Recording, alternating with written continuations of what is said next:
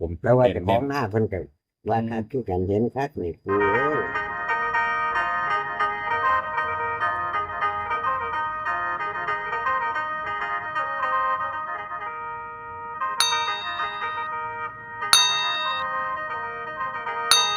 ว่าถ้าถึงขางวด เออ สิมาจางหอห้องให้ โอ้ มันครบมาเด้ ครับผม มันเอาไปบ่ได้ โอ้ขอเพิ่นไว้หางวดบ่ปู แม่นได้ก็สาม มองเนี่ย อ่า เข้ามาแล้ว3 งวด ออกมาสอง โอ้เข้ามา2นี่งวดที่3 งวดที่สาม โอ้ ก็มาแปดเนาะ เออ 09 โอ้งวดนี้เห็นว่า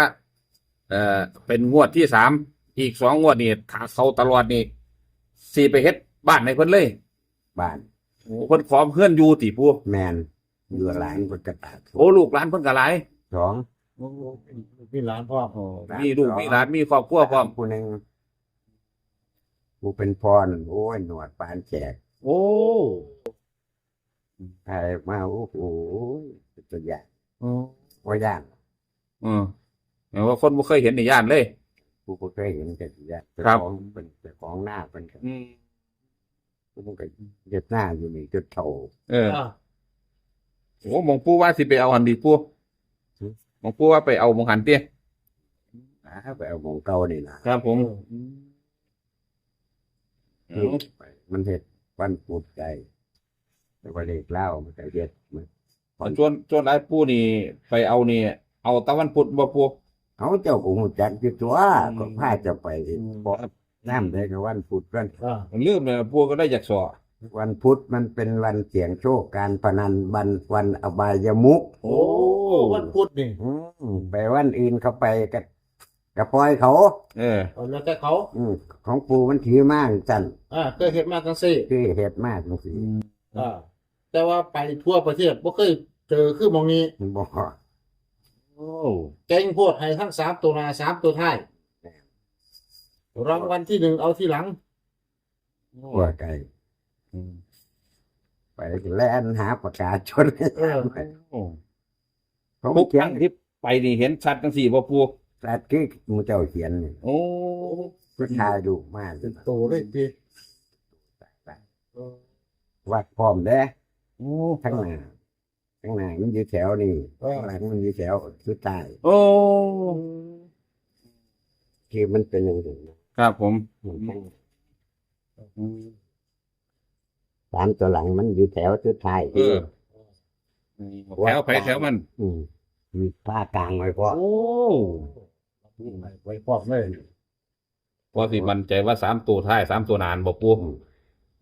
คิดว่ามั่นใจน้ำเขาอยู่แจ้ก็บ่เป็นคนสิโกหกหลอกลวงผี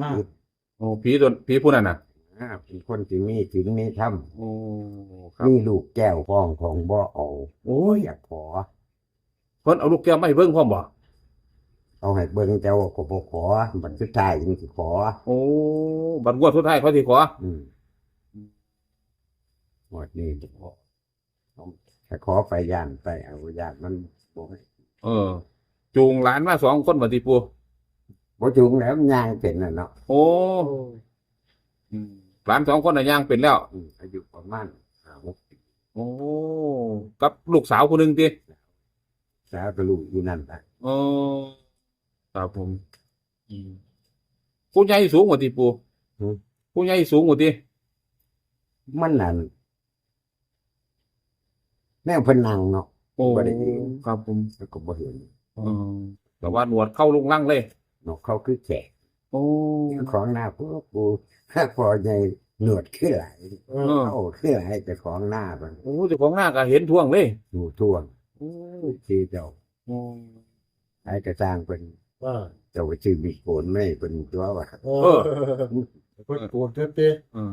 กับมือ คนบ่มักกวนแล้วมันเป็นคนจังซั่นคนบ่มักกวน มันกินมันมีไปมีโกน เออ กว้างขึ้นย่างแจ้งๆเลยโอ้ยกูขึ้นหนวดละ โอ้ ลูกหลานมันจะประมาณ50 ปีนะพ่อ เออ คิดว่าบ่พลาด ครับ ทั้ง3ตัวหน้า3ตัวหลังนี่คิดว่าบ่พลาดแล้วก็3ตัวหางละ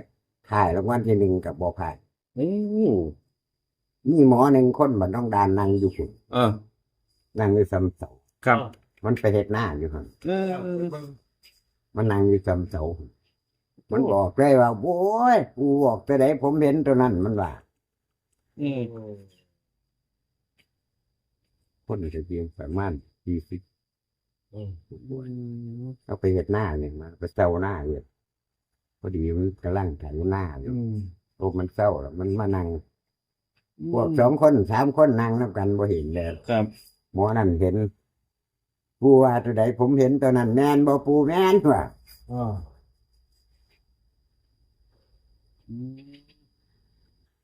ว่าตัวใดเห็นตัวนั้นได้วะเถาะ แน่มันเห็นเลขราง37แม่นบ่ปูแม่นว่ะ โอ้ โอ้ มันว่า เออ นั่งอยู่ไกลก็เหลียวเห็นเลย จำเสาหุ่น ว้าตัว คันแต่จะเห็นมาพี่ว่าหั่นมันบอกพวกเจ้าของหน้าไป เออ เออ ก็อ้างกระแลนไปเบิ่งน้ำมันแนมมามันก็เห็นที่ โอ้บางกลางเลย นี่อยู่ไกลเห็นชัด จัดที่ไป เออตัว ใกล้ๆมันแต่ว่ามีคนหน่อยก็บ่เห็น ครับผม อืม นี่ม่วนของมันจะตัวนี้แห้งมันหลาย ตัวใดปู 829เลข เอาสิเบิ่งไหมเนี่ยปู สามตัวหลัง โอ้3ตัวหลังเนี่ย นี่กับนี่ โอ้829เนี่ย กับ884 829กับ884 3ตัวท้าย สามตัวท้าย ลอตเตอรี่ ลอตเตอรี่ ครับผมอืมเอาตัวนี้เฮ็ดปูคนว่าคนมักคักก็สันเด้อครับเด้อเอฟซีครับผม มันแจ้ง โอ้ มันแจ้งคักไร แจ้งค่าขายเฮ็ดประโมกเฮ็ดกะ6:01 นตามเวลา ครับผม มันก็สิมี6:01 น6:00 ครึ่ง โอ้ โอ้ยทุ่มครึ่ง โอ้ครับผม นอกจากนั้นก็3 ทุ่ม อืม 2 ทุ่มทำไม่ได้ เออโอ้หลังจากหันกับ3 ปุ่ม 3 ทุ่ม6 6:00 เช้า ครับผมมันจะมีตำราสิครับ โอ้ข กา อ รง เขียนโรค ของปูนี่สิมีตำราอยู่FC ครับผม แล้วว่าเจะของหน้าเพิ่นก็ว่าคักคือกันเห็นคักนี่ปูเอ้ย613นี่เลขตัวหน้า โอ้ มันบ่ได้วัดจังซี่แหล้วมันขีด โอ้ขีดกลางเลย มันบ่ได้เขียนแบบเดียว โอ้ขีดกลางเป็นลักษณะอ้าวปูว่าขีดกลางเลยเด้อครับ FC ครับผม กลางนั่นน่ะบ่ได้ไปเฮ็ดแบบ เออ จังซี่เด้ ล็อกไผล็อกมั่นเลย ไปหลอกมันเลยแล้วบ่มีอีกไปบ่ขีด เออ แต่ว่าเจ้าขีดกระจ่าง ครับ แต่ว่าเขาบ่ขีดตัวนี้ โอ้ผมขีดเป็นเลขหน้าเลขท้ายปู อืม เดี๋ยวลืมให้คนหัวจักซื้อ ขีดตะการคือ ครับขีดตะกลางคือเนาะ หลอกทั้งแข้งเขาบ่ขีด เออ ทั้งใต้ แต่ว่าใครจะได้3 ตัวรัฐบาลไทย ครับผม แล้วก็มากนี่ อืม ตัวนี้ชอบที่สุด ครับโอ้829นี่ชอบที่สุด 29 ครับ อันนี้ก็มากคือกัน เออ มันอย่างนี้ เออทุกนั้นเป็นตัวร่องบ่ปู รอบ อืม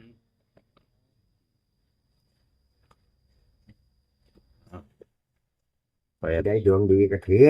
ครับผม ใครไม่มีโชคมีลาภก็มีถูก เออ บางคนก็หาบ่ได้ ครับผม อ่า กิน หล ดู วง กับ ปู่ก็เดินทางมานี่ประเทศไทยมันภาคเหนือภาคกลางภาคตะวันออกภาคใต้ ไปมาเบิดแล้วเนาะปูเนาะ บ่เคยเขาสิมาบอกคัด3 ตัวหน้า3 ตัวหลังเบิดอย่างก็บอก3 ตัวกับ2 ตัวล่างเท่านั้น อ่า อืม ได้แค่นั้นเอง เอานี่คือตัวเน้นๆชุดรัฐบาลไทย3 ตัวบนนะครับนะ561นะครับนะแล้วก็เลขล่าง37 เม็ดเดียว อ่า ส่วนตัวที่ปูเพิ่นมักได้หลายคือ829กับ884อันนั้นเป็นเลขท้ายลอตเตอรี่3 ตัวท้าย3 ตัวหน้าคือ613 346อ้าวภูมินี่ให้คักให้แน่ครับพี่ครับผมให้เบิดทั้งเลข3 ตัว2 ตัวครับอ้าวโศกมันลำรวยเป็นเศรษฐีมหาเศรษฐีนะครับ ฟันธงของปู่ชูครับพี่ผมมีแค่เดียวครับอ้าวลำรวยครับผม